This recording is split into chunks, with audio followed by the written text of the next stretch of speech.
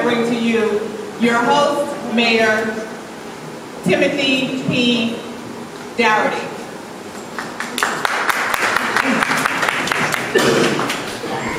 Morning. Morning. Morning. Morning. So thank you for all coming. I want to thank the Clergy Council. I also want to thank our Mayor Fulop, Steve Fulop from Jersey City, our Police Chief, our PBA President, Brian LaBar, our brass, our Captain Lieutenants. Thank the public and the news for coming out on this historic day for Morristown.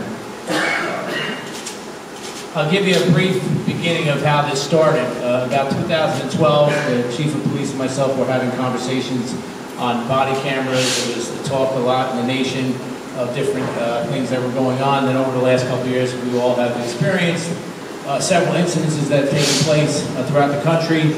And then I was invited at a Mayor's Roundtable in Newark in September 2014. Mayor Steve Fulop to my left, Mayor Osbaraka, and Mayor Joe Torres were so kind to invite little old Morristown to a very informative roundtable of mayors of many different law enforcement, from the FBI, U.S. Attorney's Office, Secret Service. There was a lot of information. And at that time, our police chief brought with him a body camera. And we originally were going to show our police biking, and that was going to be our presentation at this forum, but it was so informative we never got to do it. But we did get to present the body camera that our police chief had. So that was really got us more intrigued into looking at how we can equip our police force, and would the police force be on board, and would the public be on board. And as things have perpetuated over the last year and a half, different instances, we thought body cameras will probably be the way of the future, and just as another tool how to interact with the public and law enforcement. So we thought now is the right time. We've done a lot of research. It's an interesting quest we're on here, and there's a lot of information that has to be brought out. But briefly, before we get into conversation from the police chief and a few words from Mayor Fulop, I do want to take 1 second to introduce Reverend Rogers. Could you come up here for a second? He's going to speak briefly on behalf of the clergy. Pastor Silva, if you could come up a little bit closer behind President Brian LaBar of the PBA. Pastor Silva is my liaison to the Latino community, which is also an important part of our community. I'm going to let Reverend Rogers just say a few words on behalf of the Clergy Council. Hi, I'm Robert Rogers from the Church of God in Christ in Morristown. Here, my clergy colleagues, I want to acknowledge the president of our clergy association, Reverend Janet Roderick from St. Peter's Church.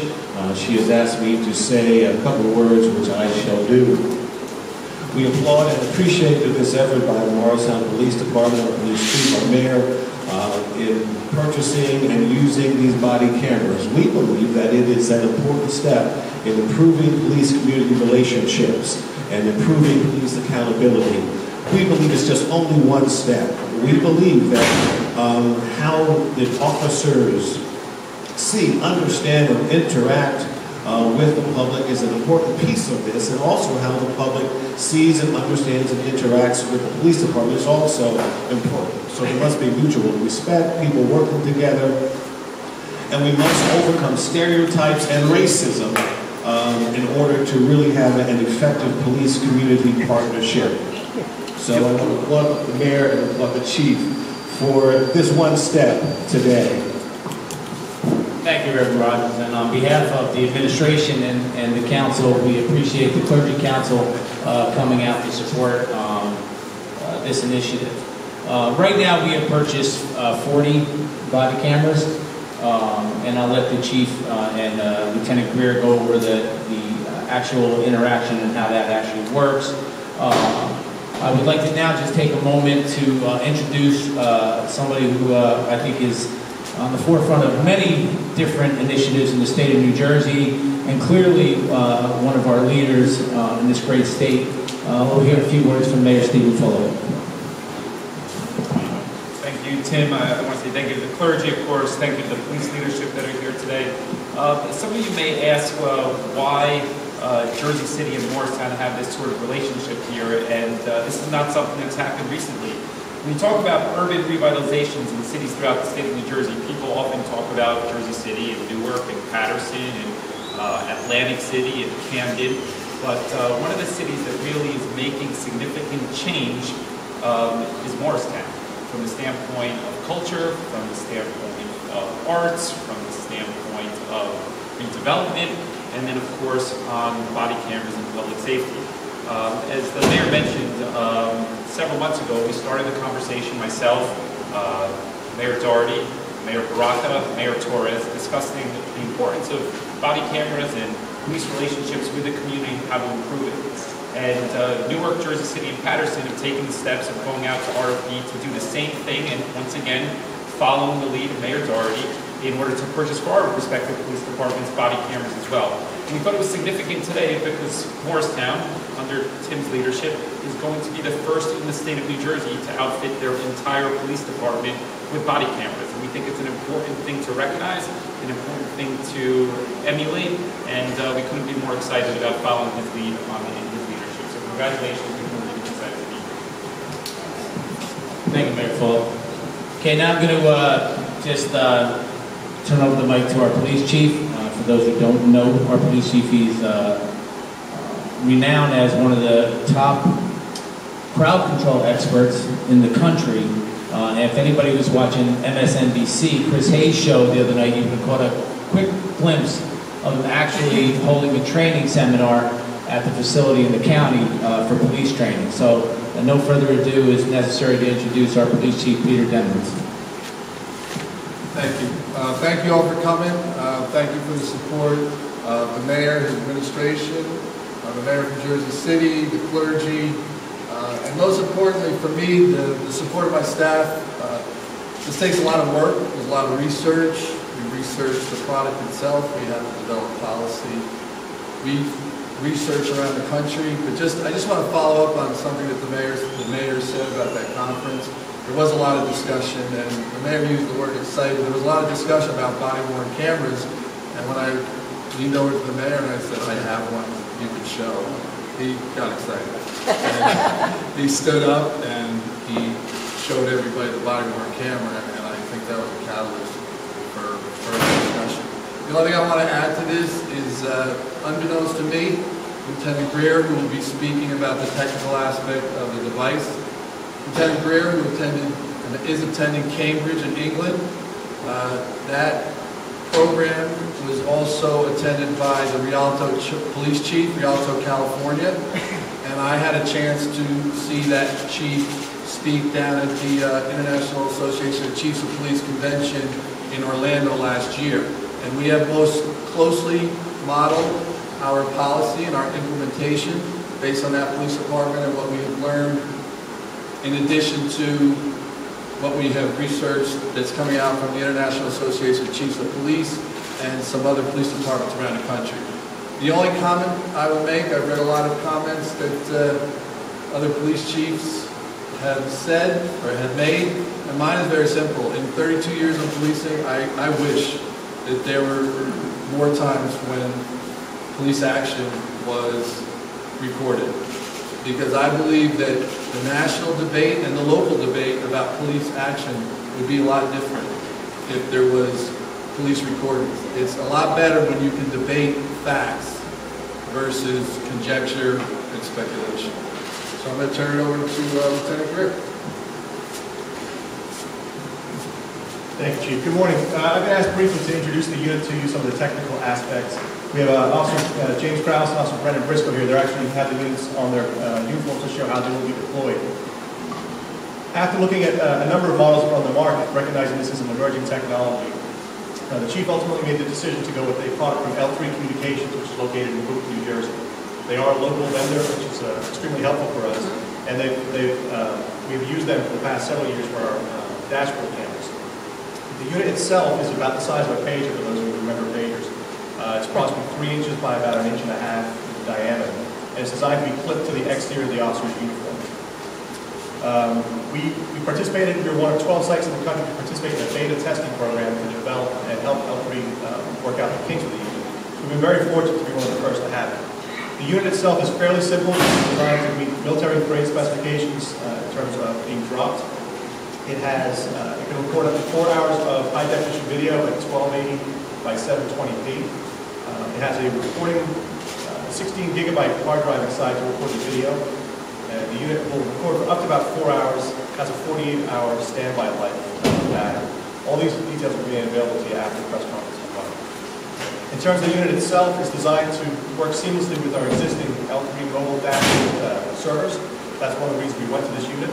The officers will utilize the unit. They will have a simple switch at the bottom which they turn on that will activate the recording. When they're terminated, they will turn the switch back that will stop the recording. It is a manually activated device, and that's how it's done. At the end of the shift, the officers will dock this into a docking station. We have some lines, as you can see. Once the unit is docked, the video will automatically upload to our server. It can't be altered or tampered with, and it goes into our standard chain of evidence that we use for everything else. Again, the officers here have the unit. If you want to take a look at it, the only additional thing you can see is when the officers turn the unit on to record, there's a LED light that shows that the unit is activated, so the officers can tell. There's a vibration that goes through the unit so they can feel it through their uniforms, and there's a green bar that will indicate to somebody looking at it that the device is recording. This is designed to be for the overt use of the camera so that everyone's aware that the device is being used. That's it, Mr. Mayor. Thank you, Lieutenant Greer. One of the key things that we recognize is Morristown right now is at a 10-year low, if I'm saying it correctly, Chief, in our crime. We're really very fortunate to be a law enforcement agency that is community-minded and very active within the whole community.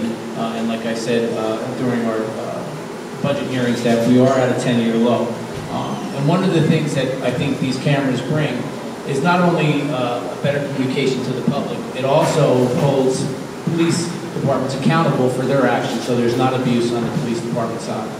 We don't have that issue here, and we're going to continue to move forward to being a community-minded police department as we are now. The police chief's philosophy and its members. I want again to point out that our PBA president, Brian LeBar, is also here supporting. And Brian, would you like to say a couple words, or just want to stay in the background? All right. But we also want to recognize him because it is important that there's full support, not just from the brass, but from the PBA and its members. And we're ever grateful that the whole police department is on board with this initiative. I think that pretty much sums this part of it up. And Sakina, if you want to come up and we can hold some question and answers if anybody has any questions. Yes, we'll take some questions. Also for members with video, we do have video of the body cameras in use that you can use for some great B-roll. If anyone has any questions, could you please state your name and your media outlet and your question. Please try and keep it to no more than 1 or 2 questions. Any questions? Kevin Coughlin, Morristown Green. Mayor, what are the rules of how this stuff will be disseminated to the public? Pete, you want to come up and answer that? This is Pete Moore, our attorney for the town of Morristown. As far as, can you repeat your question? Yeah, what are the rules for disseminating copies of this to the public? Will all this be made available upon request? Anything? Absolutely. It falls under the OPER rules that are in place right now. So if an OPER request is put in, it will be provided. It is a public record. I know that there are a couple of police departments, Florida and Washington, that have backed off because of issues regarding release of this information for privacy reasons and so forth. There are already privacy issues addressed in our OPER rules. All of those privacy rules will be followed. This is a work in progress. The state AG's office will come up with a statewide policy. It has not done so yet, but we have a policy. It's been crafted after extensive research by the police department, and we're going to follow that policy. And as we move forward, if we have to tweak it, once we get directives from the prosecutor's office to the AG's office, we plan to do so. Thank you. We have one question here, and then we'll go to Union Club. Mike Izzo, Daily Record. How much is this initiative going to cost? Chief, 39, round it off to 40,000. 40,000. And this is the first in the state to implement this? I don't believe we're actually the first in the state. There's a few other towns that have implemented this. We're the first out of the community that was born at the Mayor's Roundtable. We're the first out of that conference that has implemented this in our community. Other town, I'm not sure what other towns have done it at this level, but we were the first out of the conference that took place in September of 2014. We have another question. Ms. 12 is passed. There are no other questions from members? I just wanted to expand on one thing that you touched on, because I know that we went out for an RFP in Jersey City, Patterson, New York collectively, and as they touched on earlier, there's a tremendous number of respondents that come back with questions and tweaks, and the technology is evolving. So, you know, from our standpoint, the fact that they were able to get this over the goal line is pretty significant, because our RFP is out and we are going through challenges from the Jersey City standpoint in making sure that we could actually hire a vendor, get the storage properly, being able to have it all operable, all the things that you guys touched on. So I just wanted to highlight from our standpoint, as somebody who's doing it from that roundtable, that they are significantly ahead of us in this, and they've been able to get it over the goal line, which is not an easy thing to do. And that really goes to what I was saying before, the leadership of our police department, from the chief out through the brass, through the rank and file. This wasn't something that we just put together. They did extensive research on the police side with vendors, and they should be commended for the amount of hours they put in to make sure we got this right. Okay, on this topic, I know there are a couple people that need some one-on-ones, and we'll escort you to where you need to do that. We also have one question, Mayor, on 1% art from Ms. 12. Sure. They would like to ask. So, yeah, can you just tell us a little bit about why you put it in place and kind of the importance of it? Okay, art plays a key role in any community. So in a conversation we had several months ago within the arts community and with our planners, we were bouncing around the idea of getting more involved with the arts and what they're doing in Morristown. You see what Morris Arts is doing every Thursday meeting in Morristown, the art walks, all the different things that Morris Arts brings to the community. So we were sitting at a round table, and my planner said, "What do you think of this idea, Mayor?" And I really thought it was a great idea. When I first heard it, I just took it and ran with it. I said, this is a great thing for the community. It's great that developers, people who are investing in our community, want to do the 1%. So I'll give you a quick example. It's capped at $100,000. So if you have $1 million development, your developer, it's $10,000. You know, you can do the math, up to $100,000. It's either something that's in the building or adjacent to the building, but I believe the public has to be able to see it. So it's just another way of funding arts. I think that the key thing for me was, if you take a couple of buildings that are developed, you have some inner space between space. And I think the arts kind of lend to that whole idea of when you put art out in the community, it really tells people who are visiting the community, wow, there's a lot of care that goes with these developments in the different parts of town, that art is invested here. And I think that becomes your heart and soul. And I just think it's an initiative that we just passed the first development, the pilot, and it's in the second phase of Speedwell Avenue. It's in the plan, so that'll be the second one we're doing. So we think it's going to be the norm for the upcoming developments in Morristown. I think it's a great question to bring up, especially with Mayor Fulop to my left. With, you know, they could maybe do 2 or 3% the size of the developments they do in Jersey City, because I think in a very short time it'll be the largest city in the state of New Jersey, if not already. I mean, what would you say to a developer who's only concerned about maybe the financial burden? I can't see